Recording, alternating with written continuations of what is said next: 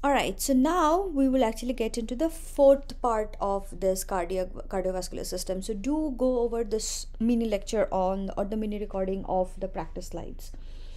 So now then the fourth part we will actually talk about the cardiac cycle, heart sounds, heart murmur, stroke volume, heart rate, and then developmental aspect of the role of autonomic nervous system, and then finally we'll talk about the developmental aspects of heart as it develops in our body actually, or whenever we are in fetal condition. So mechanical events of heart has two primary mechanical events. First is systole and second is diastole. So when we say that this is the heart is in systole, it simply means that the heart is actually contracting, and diastole means it is relaxing. Okay, so and cardiac cycle is basically the entire blood flow that is happening through one complete heartbeat. Okay, the blood flow with entire one complete heartbeat.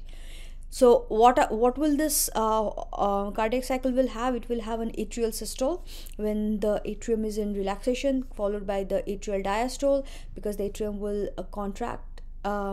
I'm sorry, they said the opposite. So systole means the atrium is contracting and then it will relax. Then followed by, because the blood will flow from atrium to the ventricle, then followed by, then the ventricle will actually contract. So the ventricular systole, and then followed by the ventricle diastole when the ventricle is actually relaxing. So the cycle actually represents the series of pressure and blood volume changes, right? And mechanical events follow the electrical events as we see as on the ECG. So basically, whenever we are talking about these mechanical events, think about two things. Think about what you have learned about the blood flow, like from where to where the blood really flows, and then how that is related to all the electrical events. Okay, that all the P waves, T waves, and all of that. So all of this is kind of combined to become the mechanical event, because the mechanical event and then the electrical event, so the impulse creates the heart, actually sets the rhythm, then the mechanical events actually does the thing mechanically, helps the blood to flow. As a result of that, the blood is flowing, right? So one more time, the electrical event actually controls the heart rhythm, how will it flow. Mechanical event is actually doing the mechanical stuff, is helping the blood to flow, and then therefore the blood is really flowing. So these three events, right, they are totally related to each other, they are dependent on each other, they cannot exist without each other. So blood flow, electrical events, and then the mechanical events. So whenever we are talking about one, then automatically then these three, then the other will come, like they are in context with, they are in context already. All right, so whenever we are talking about this mechanical events, keep in mind that we will also be referring to electrical event and then the blood flow really. Okay, all right, so firstly, suppose when the blood is coming to heart, so the ventricular filling will come. So at this time, before that, the pressure is really low, because when his blood is flowing back through the vena cava into the heart, then the blood pressure is really low, right? The blood passively first of all comes to atria, then flows from atria, then the AV valves open, and then it goes into the ventricle. So this is a very low key event, so around this time. Okay, and what triggers this whole thing is the atrial depolarization that triggers the atrial diastole, which is the P wave of the EKG. Obviously after that the atrium contracts and pushes the blood into, and when the contraction is full, will push the blood entirely into the ventricle system over here. All right, and after this, what happens that the depolarization, now it was in the atrium, now spreads in the ventricles. After the atria have finished contracting, then return the diastole, and now the ventricle starts beginning the systole itself. Again, systole is the period of contraction, the ventricle is now will contract. So initially the ventricle is filling for the first cycle. From atrium, the impulse is flowing from the atrium to the ventricles. Then comes the isovolumetric contraction. So at this point, the blood is already in the ventricle. The atrium will relax, right? So the pressure in the ventricle will rise. the AV valve will close, because that will prevent the backflow of blood, right? At this time, now the isovolumetric contraction, therefore, if you have to define it, it's a small split second period when all the ventricles are completely closed. It is disconnected. Volume within the ventricle is constant, and this will obviously result in pressure being rising in the ventricle. So as a result of that, the SL valve are forced to open now, so the ventricle will start to eject the blood out of it. Okay, and then it will eject the blood out. At this time, when the pressure is really high, the pressure is exceeding, now pressure is in the artery, that and the SL valves are open, pressure in the aorta is at maximum, because the blood is totally now getting ejected into the aorta from here. And this is when the blood pressure reaches 120 mmHg. This is the highest, like the higher point of our blood pressure. Okay, so we actually get two measurement of our blood pressure. One is the higher pressure when we measure, and one is the lower pressure when we measure, and this is the higher one. So typically human beings are said that we have our normal blood pressure is 120 by 80. Okay, so when we're talking about 120, so we are talking about actually this time when the aorta reaches the maximum pressure. All right, and that is 120 mm Hg. Okay, so from here, next the isovolumetric, now the basically it's a relaxation period or the diastole period. So basically the ventricles will actually repolarize, so the ventricle will reach the T wave, the ventricles relax. Now volume of blood, that is, which is this volume of blood. Now why it is relaxing? Because the entire blood is in the vessels now, it's not in the ventricles anymore. So but the volume of blood that remains in each ventricle, even after the systole, little bit of blood still remains, that is called as the end systolic volume, right? So now ventricular pressure now drops, causing the backflow of the blood from aorta and the pulmonary tank. So because the pressure has dropped, then the valves will close, the SL valves will close in both the trunk and the aorta, so that blood cannot come back. All right, and our ventricles are closed, and now they are gone into the isovolumetric relaxation period. At the same time, the aortic valve also closes, so to prevent the aortic blood flow, and this is called as a dichrotic notch. Now atria, at the same time when all these things are happening, in the backside, blood is again coming back to atria slowly, right? So that is getting filled, so it is preparing for its own systole. So this then basically one cycle ending, one cycle is starting, right? Now when the AV valves are open, when like the systole, the atrium is getting filled, cycle is beginning one more time. So heart totally beats around 75% times per minute, and this whole mechanical events, all of these mechanical events, we together call this as a cardiac cycle, which lasts about 0.8 seconds. So this is the whole cardiac cycle. We just spoke about all these mechanical events, right? So lasts about 0.8 second, and then the atrial systole actually lasts about 0.1 second, ventricular systole slightly longer, 0.3 second, and quiescent period, that is the total heart relaxation period, which is about 0.4 second. You must remember these timings actually. All right, now we actually hear sound lub dub, like that's how we actually we can observe a lub dub sound, and from outside. And what is that? That's basically the first sound is when we have the closing of the AV valve at the beginning of the ventricular systole, and then the second sound is the closing of the SL valve, which is the ventricular diastole. So that's why, and the pulse between the lub dub, actually it indicates the period of heart relaxation, right? So you will be doing an exercise actually in lab where you will be measuring heart blood pressure as well as this closing of these valves. Okay, so here at the different points, if we put like a stethoscope, we can measure the sounds over here. For example, around your right rib cage, you can, around the second intercostal space, you can see at the aortic valve sound. Here the tricuspid valve, this is typically around the sternal margin of the fifth intercostal space, around the over the heart apex, which is towards your fifth, in the fifth intercostal space, again in line with the clavicle. Here like line with the clavicle over here, if you go exactly down, then you can see the tricuspid valve. Pulmonary valve is again across the second intercostal space towards the left sternal margin. So these are the different areas we actually can observe these sounds. Now one more thing we have to remember, that the mitral valve, which is a bicuspid valve, this one closes slightly before the pulmonary valve, and this actually allows the escalation of each valve in stethoscope. Because this closes before, so we can actually measure the or observe the mitral valve first and then go to the tricuspid valve, right? So because closes before, because this mitral valve closes before the tricuspid, and the aortic valve actually closes slightly before the pulmonary valve.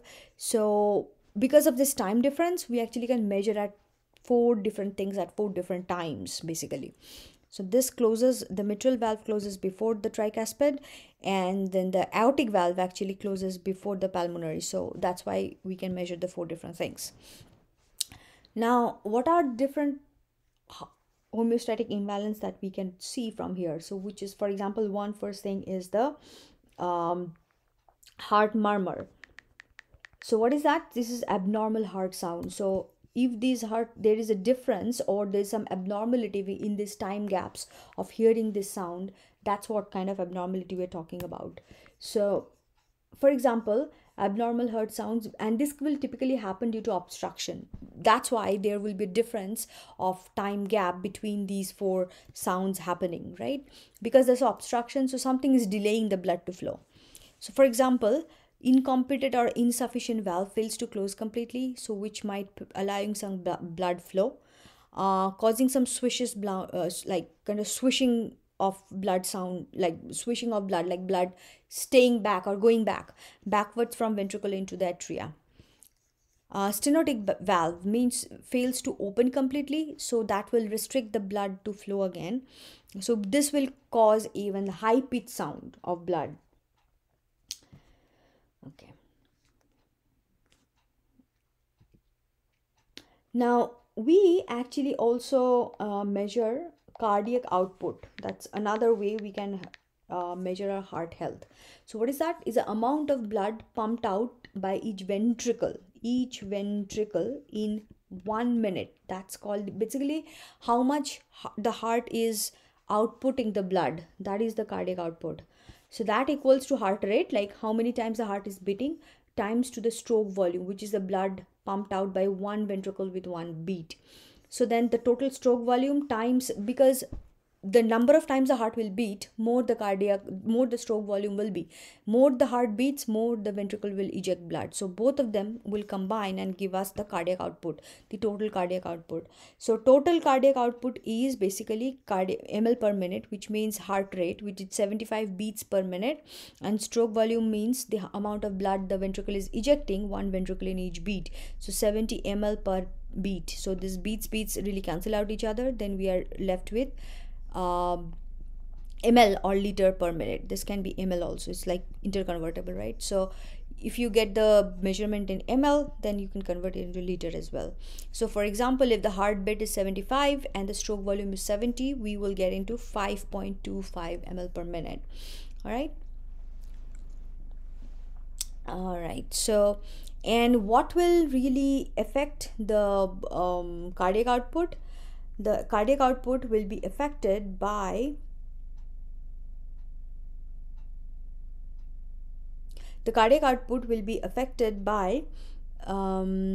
regulation of the stroke volume, and of course by the heart rate. So any change in this will actually affect the cardiac output. Now this particular number, this is in liter, because if you multiply 75 times 70, then that gives 5250 ml per minute, and this has been actually converted into liter, which means 5.25 liter. So you basically divide this by 1000, you get there, right? So factors involved in determining cardiac output, so several things can actually um, give the actually affect the cardiac output. What is that? So you will actually do a exercise in lab that will make you understand this. For example, when you're exercising, so you have changes, you are exercising, you're some form of anxiety, fright, something, so that will change the blood pressure, and that will change the sympathetic activity, like sympathetic nervous system activity. And whenever that happens, then the heart rate and the cardiac output will also increase, because if sympathetic activity is increasing, then the stroke volume, heart rate will increasing, which will increase the cardiac output. Same as if you have too much of epinephrine, excessive calcium, all of this actually means that the contractibility of heart, too much calcium means basically calcium is required, remember, for the cardiac muscle cells to contract. So if there is too much contraction, then the basically that will impact in too much of stroke volume, will impact the cardiac output. All right. Another regulation of stroke volume, or how we can measure the stroke volume, is by EDV or ESV. What is that? The EDV is the end systolic volume, the amount of blood remaining in each ventricle after the systole. Okay, the remaining blood. And end diastolic volume is EDV. ESV actually, sorry, is the amount of blood remaining in each ventricle after each systole, and each diastolic volume is the amount of blood in each ventricle at the end of each ventricular diastole. If you actually subtract, generally EDV is higher than ESV, because this is after diastole and this is after systole. So this is then therefore if we subtract the EDV from the ESV from EDV, then we can get also SV, normal stroke volume. Why? Because EDV, the in diastolic volume, is affected obviously by the ventricular diastole, which is around 120 ml per beat, and ESV is the stroke volume, which is affected by the arterial blood pressure also. So if you subtract, then we'll get the normal stroke volume. All right. And all of these factors are also kind of dependent upon the preload contractibility and afterload. What does that mean? Preload means the degree at which the cells were stretched before even the cardiac cycle have happened. Okay, contractibility means the contraction strength of the cardiac muscles, and afterload means the pressure that ventricle has to overcome after the blood is ejected. So basically all of these factor influences the stroke volume. You should remember this formula, because this formula is pretty important. Even more important is this, but you will definitely have a question in exam talking about like will tell you to calculate the cardiac output. All right. What are the factors that can affect the stroke volume or heart rate? So first of all, if SV decreases, as a result of that, cardiac output also will be affected. And what can affect, and if similarly if heart rate is affected, cardiac output is affected. There are several factors that actually can impact the cardiac output. For example, autonomic nervous system, sympathetic actually can increase. We just discussed that, how sympathetic nervous system means you're excited, so that will mean the autonomic nervous system is affected, so your heart rate or cardiac output will be affected. Chemicals, we just discussed about calcium. If calcium is too much, then the heart muscles will contract too much, that will impact the stroke volume, and that will impact the cardiac output. Similarly, hormones, epinephrine, thyroxine, potassium, this will also affect. The chemicals will also affect cardiac output. For example, too much of calcium also might impact the contractibility state of the heart. Other factors: age, gender, exercise, body temperature. Too much body temperature or too much exercise will definitely impact heart volume. Age, with age the heartbeat changes, and gender also can be mildly impact the heart rate or the cardiac output as well. All right. What are the different homeostatic imbalance more can we can see in terms of heart rate? If you have tachycardia, which means abnormally fast heartbeat, which means if it persistent, this leads to defibrillation. This might lead to fibrillation. Sorry. What is fibrillation? It's, if you remember, we spoke about this before. It's an irregular heart rhythm, right? And tachycardia approximately means more than 100 beats per minute. Normally is around 75. Bradycardia, it's even slower. It's like less than 60 beats per minute. This can mean that grossly inadequate blood circulation or maybe desirable result for if you're doing endurance training might be good, but otherwise bradycardia is also not good either. Um, Questions for you: what determines the cardiac output? We just said, so cardiac output means stroke volume times heart rate, right? Remember, we just discussed this question over here. So cardiac output, heart rate times stroke volume. So therefore, what impacts cardiac output? Both of this, stroke volume and heart rate. You must know this formula and their units and the unit of cardiac output as well. The second one, if EDV is 125, ESV is 65, what will be the stroke volume? So stroke volume means EDV minus ESV. So in this case, it will be 125 minus 65, which will be 60. Okay, this is 65. Just going to write it again. And what will be the unit for this case? This is stroke volume we are talking about. So the it will be ml per beat. All right. Another thing we can see is called congestive heart failure. What is this? This means this is a progressive condition. So if the cardiac output is very low, blood circulation actually is inadequate to meet the tissue needs. Okay, this can happen if we have a weak myocardium, if the muscles are like really weak. So this might mean that coronary atherosclerosis have happened, means clogged arteries have been clogged up. So blood is not flowing adequately, the oxygen delivery is not properly, because if there is less blood, less oxygen, the heart can become hypoxic, less oxygen. Okay, less oxygen, so that might lead to heart failure. Persistent high blood pressure over 90 all the time, and we are talking about the aortic blood pressure, so means the myocardium has to work really hard to meet the pressure. Multiple myocardial infarction, heart have become so weak as its contractile cells that it can't even beat properly. Basically, dilated cardiomyopathy, DCM, the ventricles is stretching so much, it has become so flabby, so myocardium will deteriorate. This actually also means that the ventricles are not contracting properly. All right. One quick thing that I would like to quickly say about here before we move on is about the blood pressure. So we did talk about like the blood pressure reaches, the aorta reaches when this is the highest amount of pressure, right? So 120 mmHg when the pressure is highest in the aorta, and this is the systolic pressure. Okay, followed by the diastolic pressure, which is the 80 mmHg. So this is the normal measurement. Okay, so this is when the contraction is, or the systole is at its highest, that is the normal. And when the heart is at diastolic condition, then it should be around 80 mmHg within the vessel. So whenever we are talking about the blood pressure, we're talking about the pressure in the vessel. So it should be 120 by 80 mmHg. That's a normal blood pressure for human beings. It can vary a little bit up and down, but that's a normal pressure.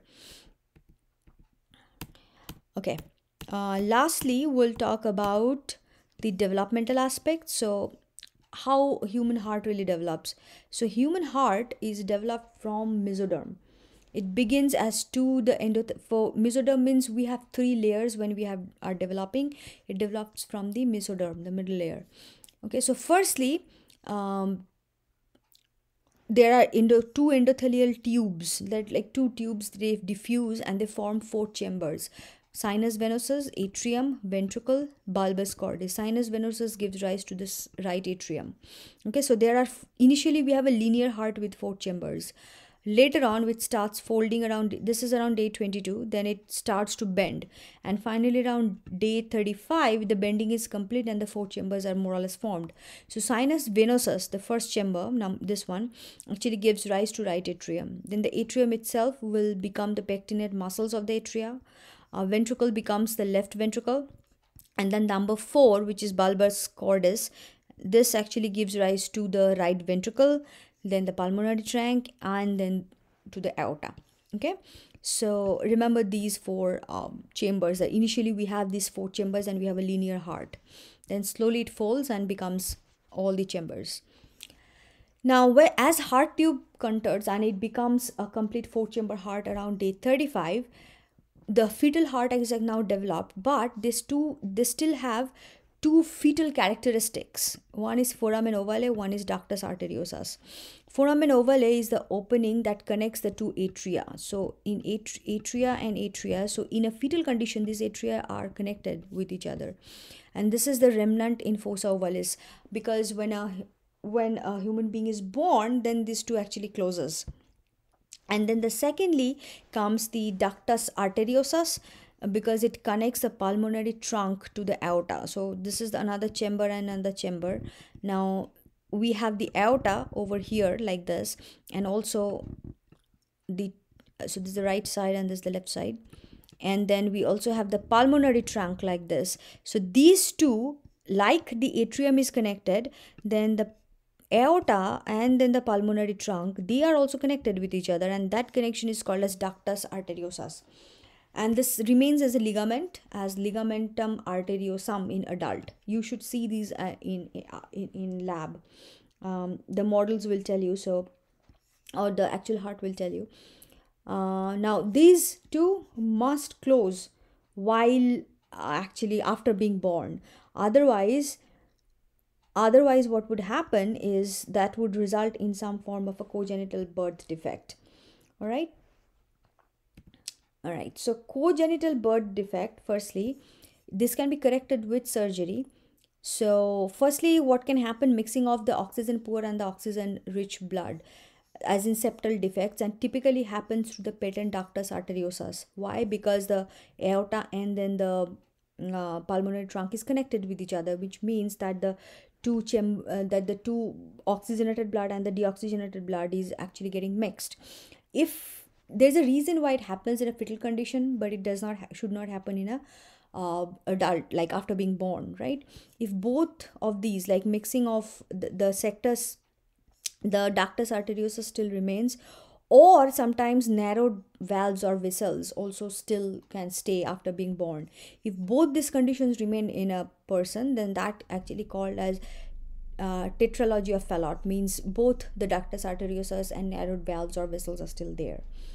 Now quickly, why we even have like a mixing of ductus, why ductus arteriosus exist actually, why the oxygenated and the deoxygenated blood gets mixed in fetus? Because remember, when blood is returning in the blood flow is more or less same, but remember at this time the fetus heart does not have a functional lung, so, and it is dependent on the mother for its oxygen supply, right? So what happens here, so when blood is returning from heart, from the to the heart from the fetal body, so when blood is getting when fetal heart is ejecting the blood, it is filled with waste and carbon dioxide, right? So the deoxygenated blood, at this time it reaches the right atrium, right, like us also, like after being born, and then flows into ventricle, right ventricle, like happens after being born, and then from here it flows into from the ventricle, it would, or technically should go to the trunk and then to the lungs, but that does not happen because like fetus won't have a functional lung. So what would happen, it would bypass this whole thing and it would directly go into the aorta, the deoxygenated blood. Why?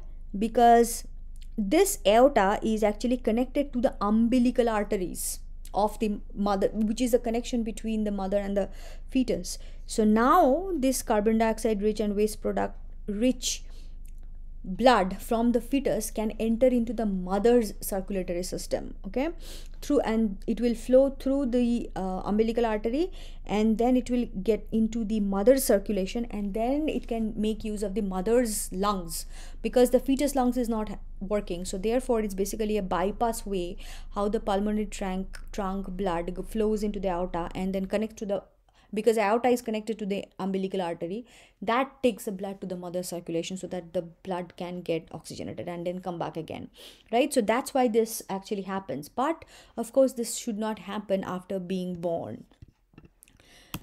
Okay, now age related problem also can happen. For example, sclerosis or thickening of the valve flaps, declining cardiac reserve, because simply heart becomes less efficient. The cardiac muscles can stiff, which means that the rhythm is not perfect, so arrhythmia can happen. Asclerosis means the averted asclerosis is also a condition of that, which all of these actually can be, it cannot be totally prevented, but it can be delayed with the help of good exercise and good diet. Asclerosis actually, the I forgot to mention what it is. It basically means the buildup of fat and cholesterol within, especially within the artery walls, right? So this can be, we cannot totally like, we cannot like, it's not possible that it will never happen, but we can actually delay it or avert it a little bit. All right, so that would conclude the heart, and finish up all your concept checks and then submit it by the deadline. All right, so the I shortly the concept check also will be opened up, and then finish up of, when you finish listening to these lectures, then finish the concept checks and also submit it deadline as before.